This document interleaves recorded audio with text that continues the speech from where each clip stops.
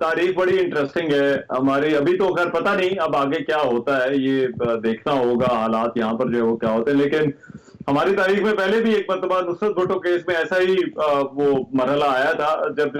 جو ہے وہ ضیاء الحق کو آئین میں ترمیم کا اختیار ہوگا یا نہیں ہوگا اس پر فیصلہ ہونا تھا. تو اس وقت جو ہے وہ اے کے برونی صاحب جو ہے وہ گئے تھے اس وقت جو چیف جسٹس ہے ان کے پاس. تو انہوں نے کہا کہ پھر جو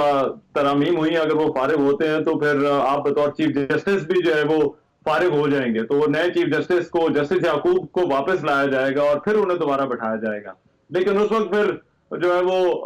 جو چیف جسٹس نے فیصلہ کیا وہ سب کے سامنے ہے. میں اس کی تفصیل میں نہیں جانا چاہتا, لیکن انہوں نے کہتے ہیں کہ حامد خان صاحب نے اپنی کتاب میں لکھا کہ انہوں نے اپنے ہاتھ سے جو ہے وہ اس کے اندر لکھ دیا کہ ضیاء الحق کو ترمیم کا اختیار بھی ہے. لیکن جدون صاحب یہ جو پارلیمان کا آرگومنٹ تھا, حکومت کا آرگومنٹ تھا کہ وہ کم کرنا چاہ رہے ہیں اس کے جو ہے وہ جو عدلیہ اور جو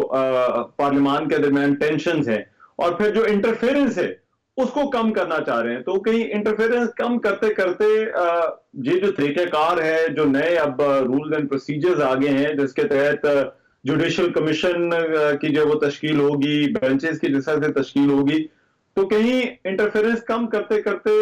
جوڈیشری کی پارلیمان کی انٹرفیرنس تو زیادہ نہیں بڑھا دی عدلیہ کے اندر؟ دیکھیں بالکل اس طرح ہے کہ ایک جو آئین کا بیسک سٹرکچر ہے وہ ٹرائیکاٹمی آف دا پاور پہ ہے. ٹرائیکاٹمی آف دا پاور کا مطلب ہوتا ہے کہ بیلنس ہے کہ ایک ادارہ دوسرے ادارے کی جو پاور ہے اس کو انکروچ نہ کرے اور اوور لیپنگ نہ ہو, تو تب ہی نظام جو ہے ٹھیک چل سکتا ہے. دیکھیں اس پہ عدلیہ کو بھی محتاط رہنا چاہیے کہ عدلیہ بھی اپنی ایگزیکٹو کی پاور استعمال نہ کرے, جو آئین اور قانون کے مطابق چیزیں ہوتی ہیں جو پرمیزیبل ہے under the law and the constitution وہ کام کرے. اور پارلیمنٹ کا بھی یہی کام ہے کہ وہ عدلیہ کے اندر جب انٹرفیئرنس کرے گی, جب وہ دیکھیں نا آپ بعض کو سیاستدان بڑی تقریریں کر دیتے ہیں ان کو پتہ نہیں چلتا. اس دن میں نے سنا تھا دو بڑے بندے جو بڑے ریزنیبل بندے ہیں کتنی دفعہ MNA بن چکے ہیں, کہتے ہیں ہم نے عدلیہ سے پاور کھینچ لی ہے. قبضہ کا مطلب ہے کہ آپ پاور انٹینشنلی پارلیمنٹ کے اندر کہہ رہے ہیں کہ ہم نے عدلیہ سے پاور لے لی ہے. اس طرح کی بیان نہیں دینے چاہیے. دیکھیں پارلیمنٹ جو عدلیہ کی پاور ہوتی ہے, جو آئین کے تحت اس کی پاور ہے, وہ نہ پارلیمنٹ لے سکتی ہے نہ ایگزیکٹو لے سکتی ہے. اسی طرح جو ایگزیکٹو کی پاور ہے وہ نہ پارلیمنٹ لے سکتی ہے نہ عدلیہ لے سکتی ہے. تو جب تک تینوں ادارے اپنی حدود میں کام نہیں کریں گے آئین کے مطابق تب تک معاملات آگے نہیں چلیں گے. تو پارلیمنٹ جب یہ چاہتی ہے کہ جو بیسیکلی جو بھی گورنمنٹ آف دا ڈے ہوتی ہے وہ یہ چاہتی ہے کہ گورنمنٹ کے خلاف فیصلے نہ آئے. تو بھائی آپ دیکھیں, میں آپ کو ایک بات بتاؤں, آج یہ شاید پہلی دفعہ میں آپ کو بات بتا رہا ہوں جنرل پہ کہ جو بیک لاگ ہوتا ہے نا کورٹوں کے اندر, اس کا ایگزیکٹو کی بھی ذمہ داری ہوتی ہے. اس کا ایگزیکٹو بھی ذمہ دار ہے, وہ سٹیک ہولڈر ہے. پروسیکیوشن کس نے کرنی ہے, گورنمنٹ نے کرنی ہے یا عدلیہ نے کرنی ہے؟ پروسیکیوٹر نے کس نے اپوائنٹ کرنے ہیں, گورنمنٹ نے کرنے ہیں. اور میں ایک آپ کو بات صرف اسلام آباد کے حد تک, یہ میرے بھائی دونوں بیٹھے ہوئے روزانہ کورٹ میں ہوتے ہیں. اسلام آباد ہائی کورٹ کے اندر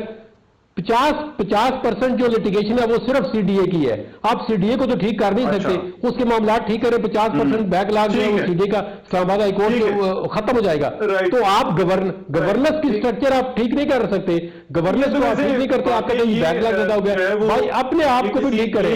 ایک جگہ کا ایک ادارے کا اس طرح سے مسئلہ نہیں ہے. لیکن میں ریاست علی آزاد صاحب before I go on a break quickly یہ جو پوائنٹ ہے فوکس ذرا اس پہ ذرا کیجئے گا کہ یہ جو پارلیمان اور عدلیہ کے تعلقات ہیں, آپ کو لگتا ہے اس میں اب ٹینشن تھوڑی کم ہو جائے گی؟ جی رحمان بھائی, میری ذاتی رائے میں اس سے ٹینشن ابھی بڑھے گی. پتہ ہے کیا, اس لیے کہ عدلیہ کو تو ہر ملک کے اندر ہم نے تو آپ قوانین کے اندر پڑھا, انگلش جورسپروڈنس کے اندر پڑھا, ٹرائیکاٹمی آف پاور کو پڑھا, ہم نے اداروں کی آزادی جیسے آزاد عدلیہ کی, رول آف لا کی, ہم نے تو یہ پڑھا تھا. اگر آج جیسے جہانگیر جدون صاحب فرما رہے ہیں کہ پالیٹیشنز اس طرح کی سپیچز کر رہے ہیں, میں سمجھتا ہوں کہ جو عقل اور فہم رکھنے والی گورنمنٹ ہوتی ہے اس کو ہمیشہ آزاد عدلیہ کو سپورٹ کرنا چاہیے کہ وہ ملک کے اندر رول آف لا, لوگوں کو انصاف ملے گا تو ملک کے اندر امن اور شانتی ہوگی. اگر عدالتوں کے پاس اختیار نہیں ہوگی, وہ آزاد نہیں ہوگی, وہ انصاف نہیں کرے گی, تو معاشرے کے اندر یہ جو پولرائزیشن ہے اور میں سمجھتا ہوں کہ انریسٹ جو ہے نا وہ زیادہ ہوتی ہے, اس سے گورنمنٹ کو نقصان ہوتا ہے. لوگ سڑکوں پہ مظاہرے کرتے ہیں, ریلیاں نکالتے ہیں. تو اگر ایسا ہی کیا جاتا ہے تو جو آزاد دیکھیں جو آپ نے 191 دیا ہے کانسٹیٹیوشن کے اندر آرٹیکل، اس کے اندر آپ نے سپریم کورٹ کو دے دیا کہ وہ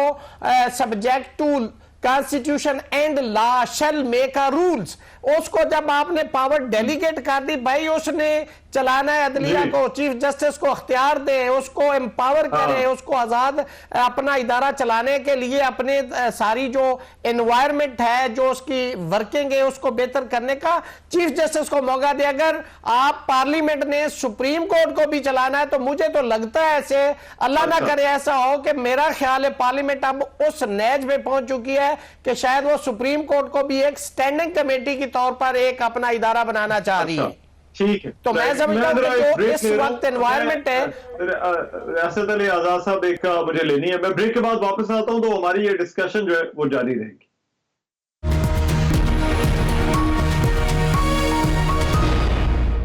welcome back after the break. اچھا میں ثاقب بشیر صاحب آپ سے یہ پوچھنا چاہتا ہوں، یہ جو پارلیمان اور عدلیہ کے تعلقات والی بات ہے، اب اس میں بنیادی مسئلہ تو وہی ہے کہ عدالت کی طرف سے کوئی فیصلہ آتا تھا یا کوئی کیس سنا جاتا تھا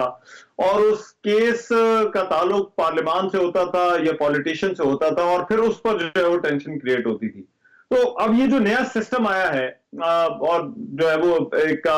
جو ہے وہ نیا سیٹ اپ جو ہے وہ بنے گا، آپ کو لگتا ہے کہ یہ جو ٹینشن تھی جو پولیٹیکل کیسز اور ان کے فیصلوں کی وجہ سے ہوتی تھی وہ اب کم ہو جائے گی یا وہ نہیں ہوگی، اور یہ چیز جو ہے وہ دونوں کے جو ٹینشن ہے تعلقات کی اس کو کم کر سکے گی؟ میرا یہ خیال ہے کہ یہ جو وہ زیادہ مسائل جو ہے وہ اس سے کھڑے ہوں گے، اس کی وجہ بڑی سمپل اور سادہ سی ہے۔ ایک چیف جسٹس آف پاکستان ہے، وہ ایک طرف جو رانا ثناءاللہ صاحب ہے وہ یہ کہہ رہے ہیں کہ جسٹس منصور علی شاہ اور جسٹس منیب کو بھی آئینی بینچز میں نہیں آنا چاہیے، اور کیونکہ وہ متنازع ہیں، وہ کہتے ہیں رانا ثناءاللہ، اور کہتے ہیں کہ چیف جسٹس یحییٰ فریدی کو بھی آئینی بینچز میں نہیں آنا چاہیے کیونکہ وہ متنازع ہو نہ جائیں۔ تو یہ جو اس قسم کی سوچ ہے، یہ جو تقسیم ہے یا جو آپ کہہ رہے ہیں کہ معاملات بہتری کی طرف جائیں گے، مجھے تو نہیں لگ رہا۔ اس کی وجہ کہ ایک سپریم کورٹ میں دو ایک ایسے جو ہے وہ آپ بٹھا دیں کہ چیف جسٹس کے بالکل سامنے کہ ایک اختیار والا بندہ کہ جو آئینی بینچز بھی بنائے گا، اس کی اپنی ایک کمیٹی ہوگی، اپنے ان کے رولز ہوں گے، اپنے وہ ریگولیٹ کرنا ہوگا ان آئینی بینچز کو۔ تو یہ معاملات اتنی آسانی سے مجھے تو چلتے ہوئے نظر نہیں آ رہے۔ اس کی وجہ یہ ہے کہ یہ آئینی بینچز کا معاملہ پھر ہائی کورٹس میں پھر الگ سے ہے کہ ہائی کورٹ میں جو تقسیم ہونی ہے کہ ہائی کورٹس میں آپ کیسے کریں گے جب آگے چل کر جو لیجسلیشن ہونی ہے صوبائی اسمبلیز میں قرارداد کے ذریعے اور مرکز میں جو ہے وہ مشترکہ اجلاس میں قرارداد کے ذریعے، تو وہ معاملات مجھے تو اس طرح سموتھ چلتے ہوئے نظر نہیں آ رہے۔ اسی لیے میں بار بار کہہ رہا ہوں کہ یہ جو آئینی ترمیم ہے جب تک جو نہ دیکھ لے سپریم کورٹ اس وقت تک یہ چیزیں آگے نہیں بڑھیں گی۔ یہ گورنمنٹ بے شک جو ہے وہ اس پہ بات کر لے، اس کی وجہ ہے جو سپریم کورٹ میں تقسیم میں 3-4 ججز تھے جو جسٹس قاضی فائزہ ان کے ساتھ ان کی موجودگی میں تھے، مجھے نہیں لگتا کہ اب وہ ایسی سچویشن ہوگی کہ وہاں وہ تقسیم کر کے اور وہ الگ تھلگ ہو گئے۔ وہ سپریم کورٹ مجھے تو یونائٹ نظر آتی ہے، اور اگر سپریم کورٹ یونائٹ ہو گئی اور جو جوڈیشل کمیشن کا اجلاس ہوا اور وہاں پہ 4 یا 5 سپریم کورٹ کے ججز نے یہ سجیشن دے دی کہ یہ آئینی ترمیم کا معاملہ آیا ہوا ہے، اس کو ہم نے دیکھنا ہے اور اس پہ فل کورٹ بنائی جائے، تو پھر فل کورٹ پہ جا کر پھر سپریم کورٹ کے فیصلہ آنے کے بعد ہی کچھ ہوگا کہ کس طرف چیزیں جانی ہے۔ اس سینیریو میں مجھے سموتھ جو ہے وہ معاملات چلتے نظر نہیں آتے۔ اچھا، آپ کو کوئی سموتھ ورکنگ نظر نہیں آ رہی، مگر میں جہانگیر جردون صاحب اب ظاہری بات ہے یہ ملک میں پچھلے کوئی مہینے 1.5-2 مہینے سے جو وہ یہی معاملہ چل رہا ہے، پولیٹیشین بھی عدالت بھی سب اسی پر جڑے ہوئے ہیں۔ اب ابھی بھی بیٹھے بات ہو رہی ہے کہ کچھ گیپس ہیں، آپ کے خیال میں یہاں سے آگے کیا راستہ کیا ہونا چاہیے حکومت کے لیے، کرنا کیا چاہیے اسے اس سچویشن سے نکلنا ہے اور پھر اس ورکنگ کو سموتھ بنانا ہے تاکہ یہ ٹرانزیشن اگر اب جو ہو گئی ہے یہ ٹرانزیشن اتنی کمپلیکیٹڈ نہ ہو؟ دیکھیں سب سے پہلا جو بیسک کوسچن ہے نا، جب تک 26th امینڈمنٹ کو سپریم کورٹ کنسیڈر کر کے یا ویلیڈیٹ کر دے یا اس کو سٹرائک ڈاؤن کر دے یا اس کی 2-4 جو چھکے آرٹیکل ہیں اس کو اگر چھوڑ دیتی ہیں تو وہ علیحدہ بات ہے، اس وقت تک معاملات آگے مجھے سلجھتے ہوئے نظر نہیں آتے۔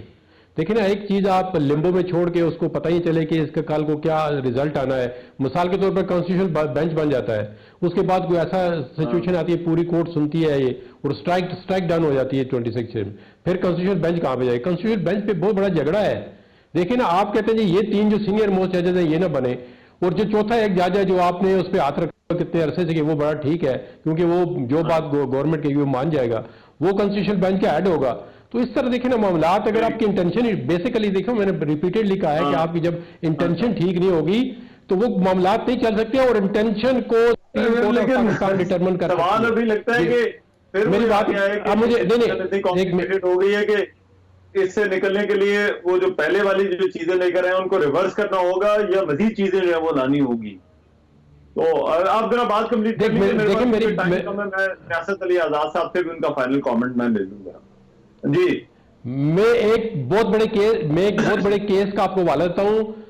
जो यूनाइटेड किंगडम के अंदर, यूके के अंदर supreme court of United kingdom थी, उसके 11 मेंबर जो थे, जज थे, उन्होंने एक फैसला किया कि 19 सितंबर 2019 में यूके ने कहा जी यूरोपियन यूनियन को हमें छोड़ना चाहिए, किन टर्म्स से। तो उस वक्त वो